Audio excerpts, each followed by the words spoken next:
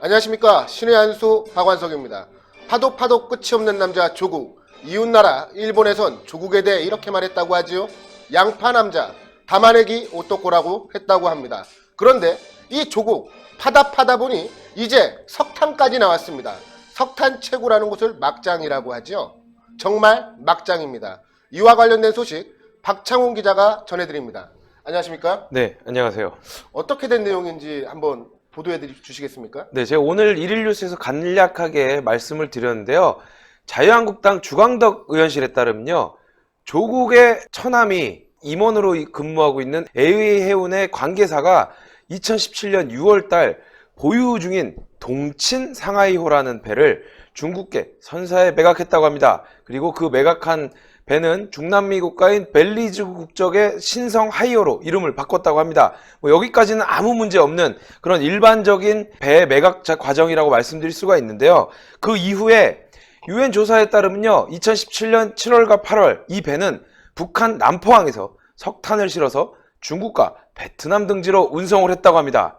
하지만 이 운송 당시 중국계 선사로 넘어갔다고 했지만 한국 성급을 그대로 유지했고 북한에 입항했을 때는 선박 자동 식별 장치인 AIS를 미작동한 이런 상태로 운항을 했다고 합니다. 이게 아주 큰 문제가 될 수 있는데요. 문제는 이뿐만이 아닙니다. 한국의 독자 대북 제재에 따르면 북한에 기항한 외국 선박은 1년간 한국 항구에 입항이 불가되어 있습니다. 하지만 이 해당 선박이 북한을 입항한 이후 2017년 10월과 11월 인천, 부산, 포항, 여수항을 각각 입항했다고 합니다. 이런 것들을 보면 우리나라 제북 제재도 허점이 있는 건 아닌가 의심이 드는 이런 상황이고요. 이 신성 하이어는 유엔 제재 위반 조사를 하고 있는 와중에 신분 세탁을 위해서 탤런트 에이스호로 개명을 하고 국제해사기구에 등록된 번호를 변경했다고 합니다. 하지만 끈질긴 추적 끝에 지난해 1월 군산항에 억류한 상태로 현재 고철 폐기 절차를 밟고 있다고 합니다. 이 내용을 다시 한번 정리를 해드리겠습니다. 이 두해운이라는 조국 처남이 상무이사로 재직하는 회사의 관계사가 갖고 있던 동친 상하이호가 중국계 선사 신성 하이호로 매각이 돼서 이름이 바뀌었습니다. 그리고 나서 2017년 7월과 8월 남포에서 중국 베트남으로 석탄을 운송했다고 합니다. 그 이후 2017년 10월과 11월 인천, 부산, 포항, 여수 등 총 4차례 우리나라 항구에 입항을 했고요. 이거는 우리나라 독자 제재 위반에도 해당되는 내용입니다. 그 이후에 유엔 제재 위반을 조사하는 상황이 펼쳐지자 탤런트 에이스로 개명을 하고 국제해사기구에 등록되어 있는 배의 등록번호까지 바꿨다고 합니다. 하지만 추적 끝에 2018년 1월 군산항에서 억류를 하고 고철 폐기가 진행 중인 이런 상황이라고 합니다.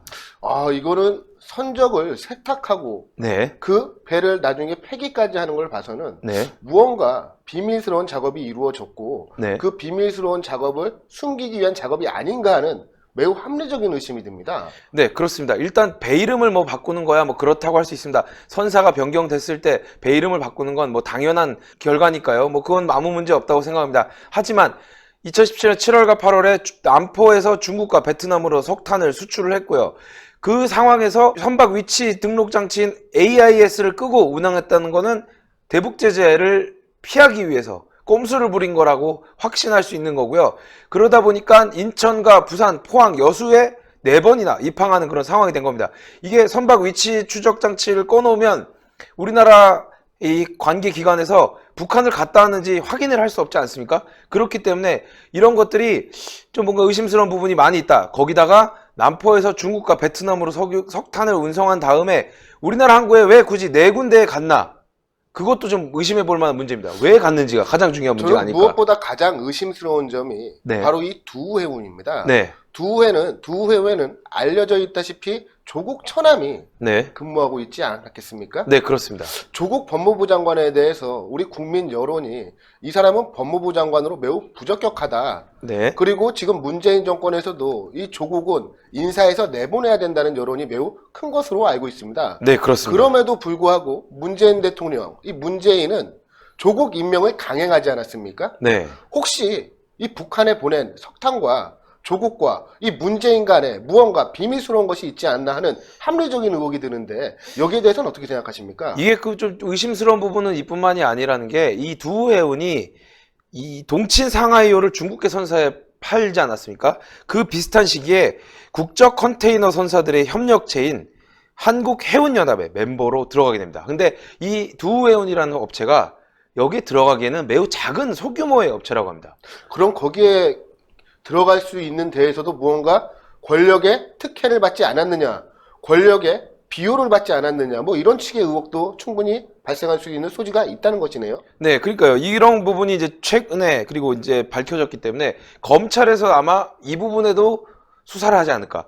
이거는 왜 그러냐면요. 우리나라 정부에서 이걸 발견을 해서 그리고 처벌을 하지 않으면 우리나라조차도 대북제재 위반에 동참한 걸로 될 수 있기 때문에 이거에 대해서도 분명히 검찰의 수사가 아주 신속하게 이루어지지 않을까 이렇게 생각합니다. 그래서 지금 조국 장관이 되었지요. 네. 저는 조국을 법무부 장관으로 인정하지는 않고 있지만 물론 네. 대다수 저희 신의 한수 시청자분들과 양식이 있는 일반 국민들도 동일한 생각이실 것이라고 생각을 합니다. 네네. 조국이 지금 검찰 개혁이라는 명분으로 본인과 본인 일가족을 죄우고 있는 검찰의 수사를 거의 방해하는 듯한 그런 모습을 보이고 있지 않겠습니까? 네, 그렇습니다. 그게 아무래도 이 석탄 문제와도 이 정권과도 연관이 있기 때문에 이런 행동을 하는 것은 아닌가 하는 의혹도 드는데요. 만약에 이 수상한 석탄 운송 그리고 수상한 매각 여러 가지 이제 의혹들이 만약에 정권에서 뭔가 비호가 있었다면 이건 뭐 빼도 박도 못하는 엄청난 중대 범죄고 그리고 이거는 어떻게 보면 적과 내통한 큰 범죄가 되지 않겠습니까? 그렇기 때문에 이 부분에 대해서는 검찰에서 아주 명확하게 수사를 해야 될 거고요. 그리고 이거에 관련된 사람들이 어디까지 관여가 돼 있는지 그리고 조국과 이 수상한 이 여러 가지 일들이 어떤 연관이 있는지 확인을 해야 될 거고 조국이 몸통인지 아니면 그 뒤에 누군가가 또 있는지 이런 부분도 확인을 충분히 해야 되지 않나 이렇게 생각이 됩니다. 아, 이런 걸 보면 진짜 조국 법무부 장관 임명 강행이 문재인 정권과 조국이 이원주 의원의 표현이었나요?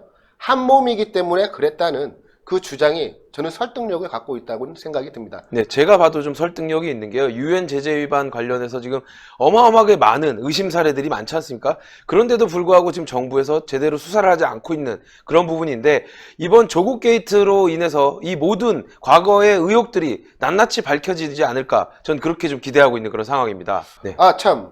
그리고 오늘 오전에 네. 나경원 원내대표도 이 북한 석탄 문제에 대해서 발언을 했는데 어떤 발언인지 한번 소개시켜 주시죠. 네. 나경원 원내대표께서 오늘 오전에 청와대 분수대 앞에 최고위원 중진 연석회의에 모두 발언을 통해서 이런 얘기를 하셨습니다. 북한 석탄 밀반입의 연관성까지 보면 이 게이트가 어디로 튈지 모르는 그런 불안감이 생긴다. 공교롭게도 북한 석탄 운반 혐의로 대북 제재 받는 선박이 조국 처남이 소속된 해운 관계사에서 소유했던 그런 배라고 이야기를 했습니다. 그리고 이 해운사 부사장은 앞서 말씀드린 조국 펀드 투자업체인 WFM의 주식을 사들였다. 아카데미 영화제에 내놔도 손색 없는 정말 절묘한 시나리오다. 이렇게 평가를 했습니다. 이 모두 발언의 내용에 보면 조국 펀드에 대해서 이야기를 하면서 이 두해운의 부사장이 이 WFM이라는 지금 여러 가지 2차 전지부터 시작해서 여러 가지 의혹들 있지 않습니까? 뭐 자문료를 준 거다 이런 얘기부터 시작해서 여러 가지 문제가 있는 이 업체에 주식을 사들였다.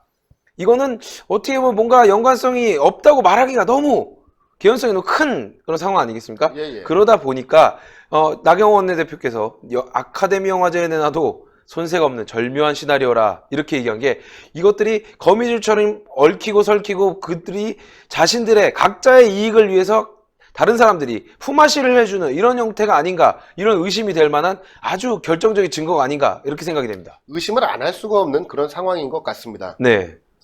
네, 그러다 보니까 이런 부분에 대해서 뭐 국민적인 관심이 점점 높아지는 게 당연한 거고요. 검찰은 지금 현재 엄청난 인력을 동원해서 수사를 하고 있는데 검찰에서 이 부분도 추가 수사를 할 수 있을 가능성이 있다 이런 보도들이 나오고 있습니다.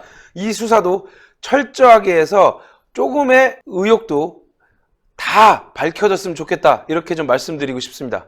예, 오늘 취재 감사드립니다. 앞으로도 네. 북한 석탄 관련 문제는 관심을 가지고 계속 추가 취재 부탁드리도록 하겠습니다. 네. 감사합니다. 감사합니다.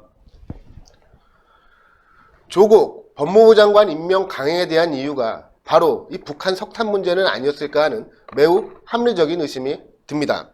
대북 제재를 어기고 북한에 석탄을 공급한 것이 만약 사실로 드러날 경우 문재인 정권은 도대체 무엇이라고 말을 할까요? 우리 국민들은 문재인 정권에 대해 어떤 정권이라고 표현을 할까요? 저는 막장 정권이라고 표현할 것 같습니다. 그 어느 때보다 검찰의 수사 독립성과 정치적 중립성이 필요한 때입니다. 윤석열 검찰의 철저한 수사를 기대합니다. 그리고 우리 신의 한 수 구독과 좋아요 부탁드리도록 하겠습니다. 감사합니다.